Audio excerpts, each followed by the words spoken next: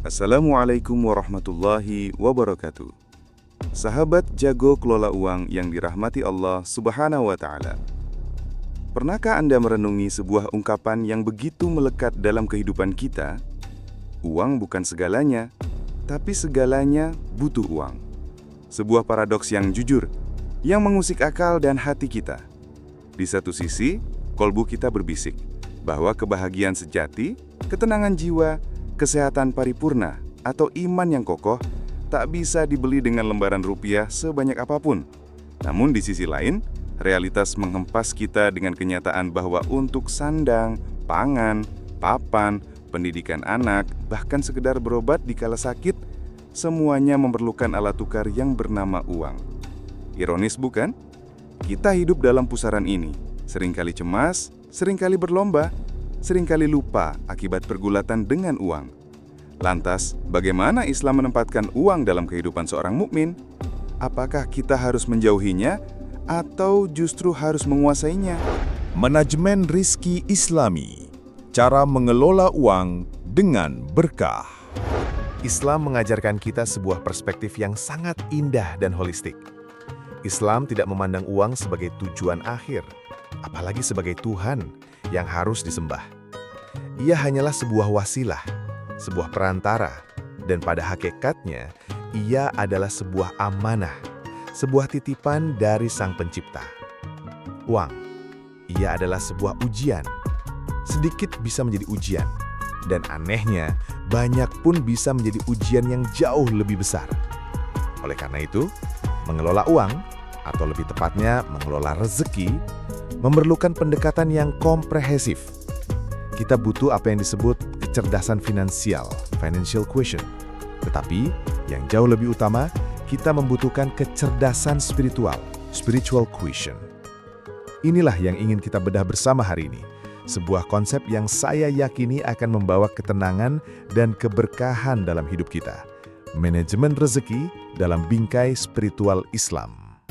Sebelum kita berbicara tentang strategi, tools atau tips praktis, mari kita bangun fondasinya terlebih dahulu.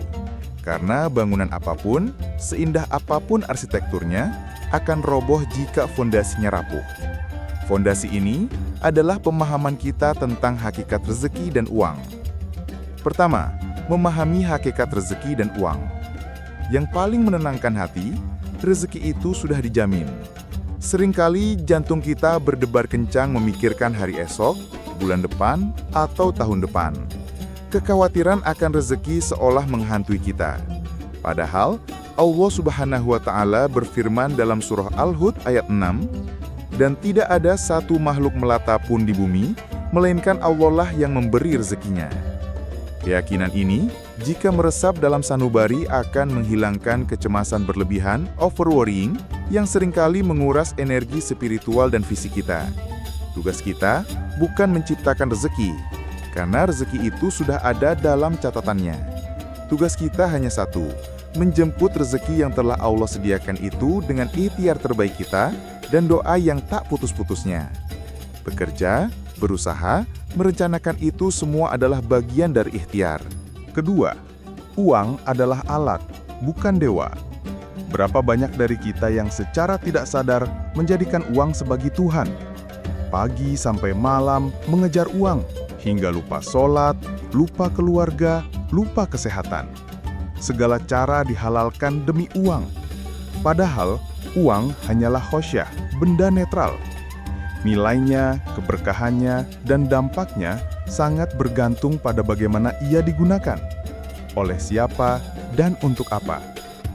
Rasulullah Shallallahu Alaihi Wasallam bersabda, "Sebaik-baik harta yang baik adalah di tangan orang yang soleh."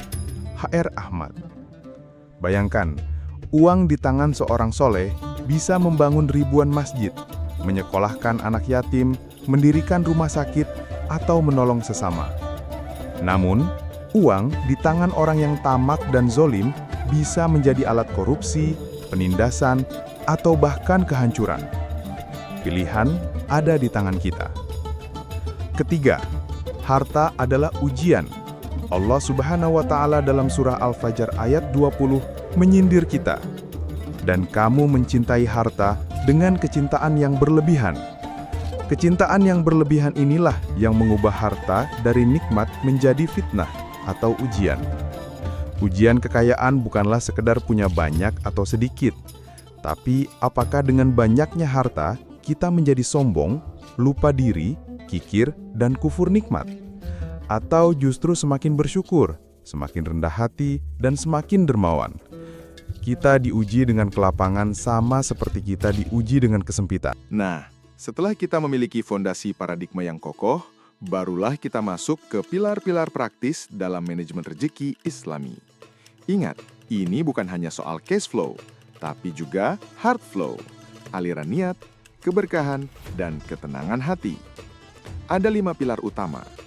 Pilar pertama, earn it right, mencari dengan cara halal dan baik. Ini adalah pilar paling fundamental yang menentukan kualitas dan keberkahan setiap rupiah yang masuk ke kantong kita.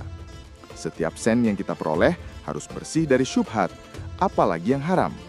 Rasulullah Shallallahu Alaihi Wasallam bersabda, menuntut rezeki yang halal adalah kewajiban di samping kewajiban lainnya. Hadis riwayat Tabrani. Rezeki yang halal bukan hanya soal apa yang kita kerjakan, tapi juga bagaimana prosesnya. Bebas dari riba, penipuan, korupsi, eksploitasi, atau cara-cara zolim lainnya. Rezeki yang halal akan mendatangkan ketenangan hati yang luar biasa. Dan yang lebih penting lagi, doa-doa kita akan lebih mustajab. Bukankah kita ingin hidup yang tenang dan doa yang diijabah? Pilar kedua, plan it wise, mengelola dengan prinsip proporsional. Ini adalah aspek teknis yang bisa kita pelajari dari ilmu modern. Namun Islam telah mengajarkannya jauh sebelum konsep budgeting modern itu lahir. Intinya adalah proporsionalitas.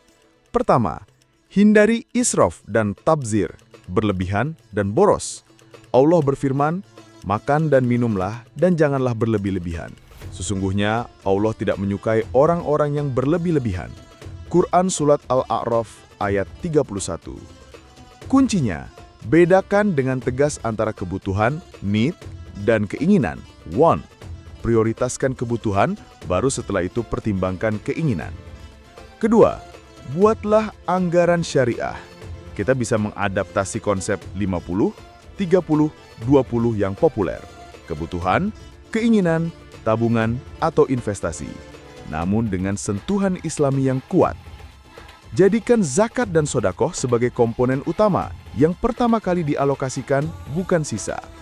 Misalnya, dari penghasilan kita, alokasikan 10% untuk zakat dan sodakoh, 50% untuk kebutuhan pokok, 20% untuk tabungan atau investasi, dan 20% untuk keinginan yang terencana. Angka ini bisa disesuaikan. Yang penting prinsipnya, ada alokasi jelas, proporsional, dan mendahulukan kewajiban spiritual. Pilar ketiga, give it away, menyucikan dengan zakat dan sedekah. Inilah rahasia spiritual yang sering terlewatkan dan bahkan terasa kontradiktif bagi logika manusia modern. Logika manusia berkata, semakin banyak memberi, semakin sedikit yang kita punya. Namun, logika ilahi berkata, perumpamaan orang yang menginfakkan hartanya di jalan Allah seperti sebutir biji yang menumbuhkan 7 tangkai. Pada setiap tangkai ada 100 biji. Allah melipat gandakan bagi siapa yang Dia kehendaki. Quran Surat Al-Baqarah ayat 261. Zakat adalah kewajiban 2,5% yang menyucikan harta dan jiwa kita. Ia membersihkan sisa hak orang lain yang ada pada harta kita. Sedangkan sodakoh atau sedekah bersifat sukarela, membersihkan sisa harta, melipat gandakan rizki, dan bahkan menolak bala. Memberi justru adalah strategi investasi akhirat yang imbal hasilnya berlipat ganda di dunia maupun kelak di akhirat kelak. Jangan takut miskin karena memberi. Takutlah miskin hati karena menahan. Pilar keempat, grow it smart, menumbuhkan dengan investasi yang beretika.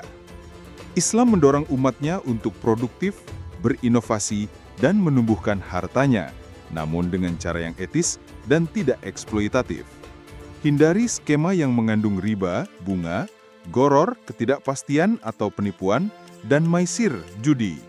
Investasi pada sektor real yang bermanfaat, properti dengan akad yang jelas, atau pasar modal syariah yang transparan adalah pilihan yang sejalan dengan prinsip Islam. Tumbuhkan harta Anda, tapi tetap pada koridor keberkahan. Pilar kelima, save it safe.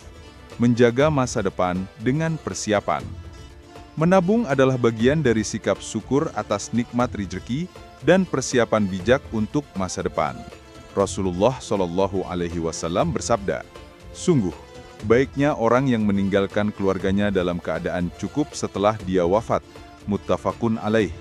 Ini menunjukkan pentingnya mempersiapkan diri dan keluarga.